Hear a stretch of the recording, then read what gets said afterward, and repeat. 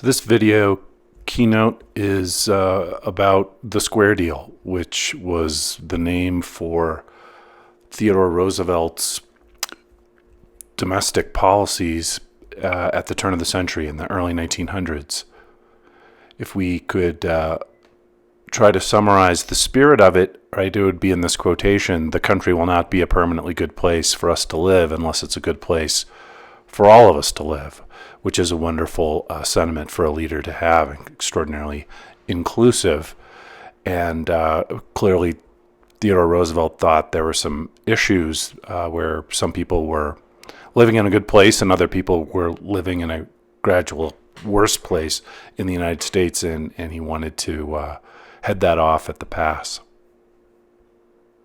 So Theodore Roosevelt was known to be a progressive Republican, meaning that he sort of saw both sides of the issues of the day, which were, big businesses saying, what makes this country great is growth. And guess what leads to growth? Well, profits lead to growth. So you want to keep profits high for business, and then they'll invest, and gradually, the workers will be brought up. Versus the idea that if businesses are getting outsized profits, then why aren't the workers getting more now? Why do they have to get outsized profits, and how are they getting those outsized profits? And so Roosevelt said, we demand that big business give people a square deal. In return, we must insist that when anyone engaged in big business honestly endeavors to do right, he shall himself be given a square deal. So he tried to understand the dynamic and work in the favor of the whole country rather than of either capital or labor. So what does he mean by a square deal? He means everybody has a right to getting dealt the hand that's appropriately his hand. He means this like cards. I don't know if you guys play cards anymore, but he means the deck shouldn't be tampered with to favor somebody at the table over somebody else at the table. What he doesn't mean, however, is that everybody's supposed to get roughly an equal hand to play. He knows, he's aware that the hands aren't going to be equal. Some people are going to have better hands to play than others.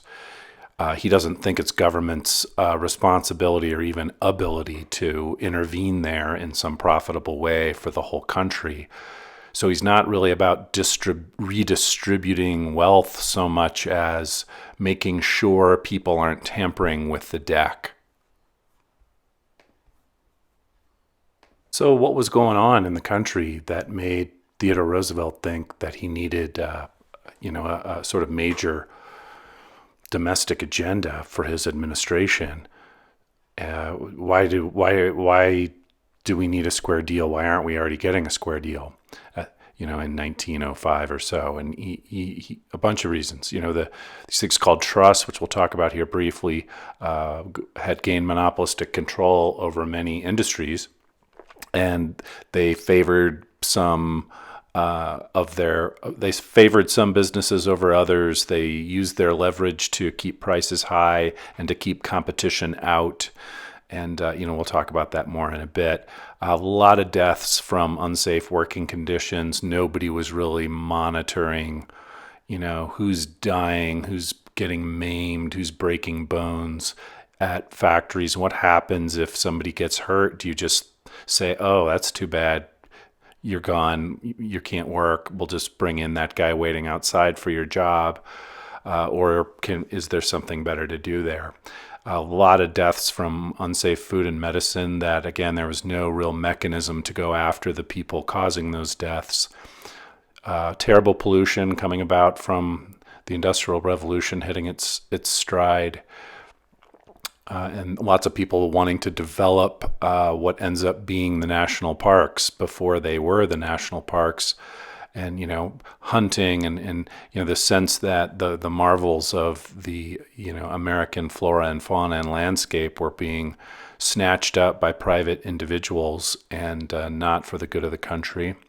And then on the other side of the business issue, labor unions sometimes were using their own powers to become monopolistic on the labor side and throw business out of whack.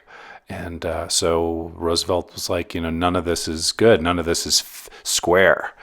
Some people are rigging the deck in all of these instances, and we have to make sure that gets fixed. So the Square Deal has three main foci: the conservation of nature, consumer and worker protection, and the regulation of predatory business and labor practices. So takeaways for this video: you should be able to explain in your own words what is meant by government guaranteeing a, quote, square deal. What did Teddy Roosevelt mean by that? What president was the author of the Square Deal? Name 4 specific problems that made the president feel that the Square Deal was necessary, and name the 3 main legislative parts of the Square Deal.